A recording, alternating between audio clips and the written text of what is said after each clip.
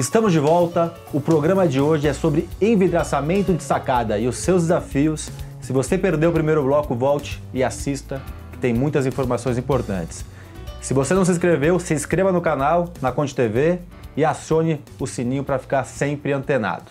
Bom, continuando aqui o nosso bate-papo, a pergunta que eu deixei no ar, uma delas que eu deixei no ar, vai para você, Valéria, para a gente começar, é sobre padrões, né? A gente sempre fala de aprovação de um padrão. Sim. Existem diversos padrões? Existe um padrão que é o mais correto? Para cada tipo de sacada existe um padrão diferente? Obviamente que é a sua opinião e o Cláudio depois pode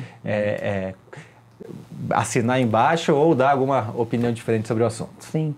Existem diversos padrões. Um vão quanto maior, né, a gente vai dividir em aberturas diferentes. Então, podemos dividir uma sacada que abre metade para um lado, que abre metade do outro. Então, pode ser o padrão fixo, o deslizante, o pivotante. Então, existem alguns padrões e é justamente por isso que se padroniza na Assembleia. Porque não pode uma unidade colocar ele deslizante e o outro colocar fixo, né? E, na sua opinião, tem algum que é mais adequado ou para cada situação? Não, aí para cada situação seria, né, na questão mesmo de vão, o tamanho do vão a ser deslizado, né, a ser fechado, vamos dizer assim, aí existe um mais adequado, né? Em via de regra, a gente acaba usando o deslizante, então ele abre para uma das laterais, que é o que a gente chama de ponto crítico, né? Mas cada empreendimento, na verdade, tem um projeto para ser apresentado. Cláudio, o que você acrescenta nesse ponto? Então, a nossa visão sobre a padronização, ela vai além daquilo que o cliente sabe que vai precisar ou não. Então, por exemplo, nós levamos em consideração se precisa de uma ventilação permanente por uma questão do gás, se tem ponto de gás na sacada. Então você está, desculpa, na verdade você está falando de regras de ABNTs, né? Isso faz parte da ABNT, que devem ser cumpridas e que não é só simplesmente a questão do vidro, mas também envolve até a respiração do gás, que se tivesse talvez naquela unidade que morreu a família toda, poderia não ter morrido. Exatamente, é justamente esse ponto. Então, o vidro em si é um dos itens. E, aliás, um dos itens até fáceis hoje de ser aprovado dentro do condomínio. Mas outras questões, por exemplo, da ventilação permanente, a posição da máquina do ar-condicionado. Então, aonde chega toda a infraestrutura do ar-condicionado para se posicionar as condensadoras. O ponto em balanço da sacada, por exemplo, se a sacada é um L e tem um ponto em balanço que não tem viga, eu não posso posicionar o maior peso dos vidros neste ponto, eu tenho que fazer o inverso.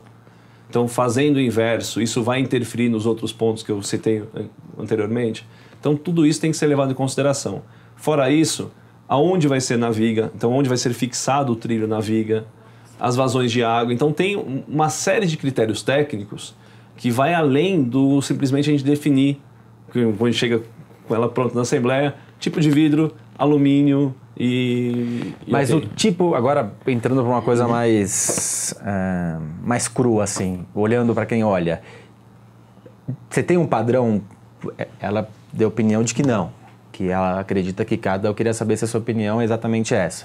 Cada sacada talvez tenha, tirando as regras, não estou falando de regramento, estou falando de beleza, de características. Você tem um padrão que você considera mais adequado? O deslizante, ele te dá 100% de abertura.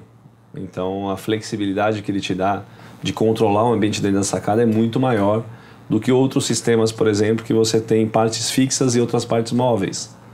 Mas tudo depende do projeto em que você está falando. Por exemplo, projetos de sacadas muito antigas, provavelmente se adapte a outros sistemas. Mas os novos, eles já são praticamente pré-moldados para essa tecnologia que existe hoje em dia, que são todos painéis deslizantes, com abertura 100% do vão. Valéria, a gente falou fora do ar aqui sobre cálculo, né? Sim. De peso. Quando o condomínio é novo é muito mais simples, né? Sim. A gente tem uma construtora recém-entregue que está normalmente no condomínio ou terminando alguma coisa ou adequando algum vício construtivo. Sim. Então é muito mais fácil. Agora, falando num condomínio que muitas vezes nem tem mais a construtora, infelizmente a gente teve no Brasil diversas construtoras que não existem mais. Qual que é o caminho?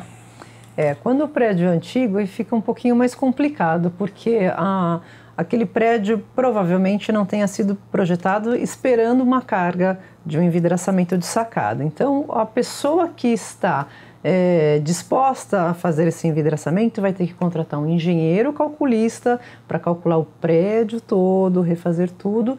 E assim, dificilmente o prédio inteiro vai querer fazer exatamente a mesma coisa por já se tratar de um prédio de um estilo antigo, que não previa esse tipo de coisa. Então, assim, não existe a menor possibilidade de se fazer esse envidraçamento se não houver um cálculo estrutural que já esteja esperando essa sacada ou que seja feito um reforço para que seja recebida. Então, sem o cálculo estrutural, não tem possibilidade de ser feita. Falando em cálculo estrutural, mudando um pouquinho de assunto, eu vou colocar o Cláudio aqui, eu fiz um evento, logo que saiu a BNT 16280, se não falha a memória, 2013. 14. Errei por um ano. E chamei vários especialistas, inclusive um especialista que era o responsável por uma construtora de grande porte no Brasil. E a questão do receio do que se coloca nessa varanda, né? Que eu lembro que ele contou no evento, era para 400 síndicos, que teve uma unidade que colocou um aquário, aqueles aquários gigantes de peso. Então, indo um pouquinho além do tema da nossa conversa de hoje, pegando um gancho no que você falou do engenheiro calculista, né? Quando você vai fazer alguma coisa diferente, você tem que no mínimo consultar a construtora ou um engenheiro. Vocês se deparam com algumas anomalias nesse sentido? Muitas. Olha, eu me deparo com um furô. O furô é o que mais tem. Sim. Pessoal imagina o peso de um furô com o volume de água. Exato. Então, assim, isso é o que eu mais coloco. E quando a pessoa incorpora, que é o intuito do envidraçamento, a pessoa querer ou achar que pode incorporar a sala na sacada. E ela esquece que aquilo é uma área molhada. Foi projetado para ser uma área molhada. O que significa uma área molhada? Então vamos lá. A área onde tem os ralos, toda a área que a construtora projetou para receber água, quando a gente coloca o envidraçamento, nós estamos transformando essa área interna. E muitas vezes as pessoas esticam o piso, jogam pesos estruturais de sofá. Piso sobre piso, muitas vezes. Piso sobre piso, tudo bem, com uma argila expandida, com isopor, etc. Tem várias formas de deixar isso mais leve. Mas a carga que vem sobre ela, às vezes é muito grande. Por exemplo, às vezes é uma bancada, uma mesa de mármore maciço, são sofás. Então são pesos extras que muitas vezes não são computados na hora de fazer o cálculo. E até a própria expectativa, né? A gente sempre fala do envidraçamento de sacada. Qual que é a expectativa? Nossa, eu vou colocar, já vi, a gente tirar o caixilho do quarto. Olha isso, tirar o caixilho do quarto. Avança com o quarto. E tem o envidraçamento como a única barreira entre o externo e o interno. Com o que essa pessoa vai conviver? Com assovio, com a entrada de água. Porque o sistema de envidraçamento não é 100% estanque. Nenhuma sacada ela é 100% estanque, que não vai entrar uma gota de água independente da situação. São vidros, sem nenhuma estrutura no meio deles. Então, essa movimentação, ela acontece. Pra você ter ideia, em determinados tipos de ventos, pode criar uma flecha de até 5 centímetros.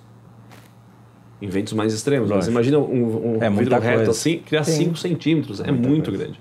Então, você imagina dentro do seu quarto. Ou numa sala que a pessoa vai e coloca um piso lindo de madeira. Não pode cair uma gota de água. Começa a chover. E aí, nós temos o papel do carrasco de dizer, olha, não pode. A sua expectativa vai ficar longe da realidade.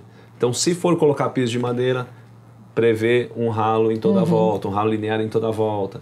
Preparo. Se for um quarto, saiba que você vai conviver com isso. Então, é bacana você estar dormindo e, de repente, ouvir, poxa, não é bacana. Então, isso também é uma conscientização das empresas que tem que fazer.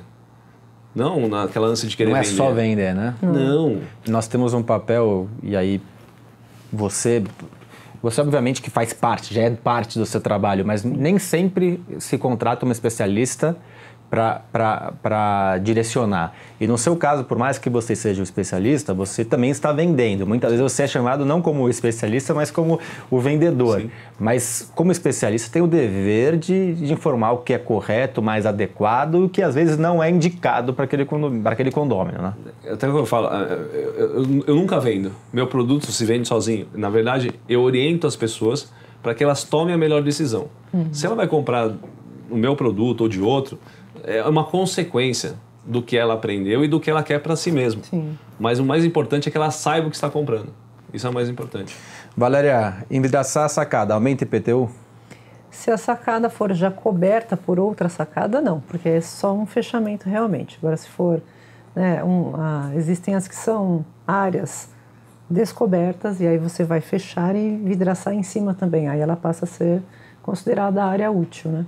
Problemas que você tem para fazer as instalações nas unidades, os principais? Problemas mais comuns é quando não há um entendimento sobre o que é o envidraçamento e acaba, por exemplo, criando barreiras para que essa instalação não ocorra. Exemplo, uma má adequação da máquina da condensadora do ar-condicionado impossibilita uma alteração, gera uma alteração de projeto.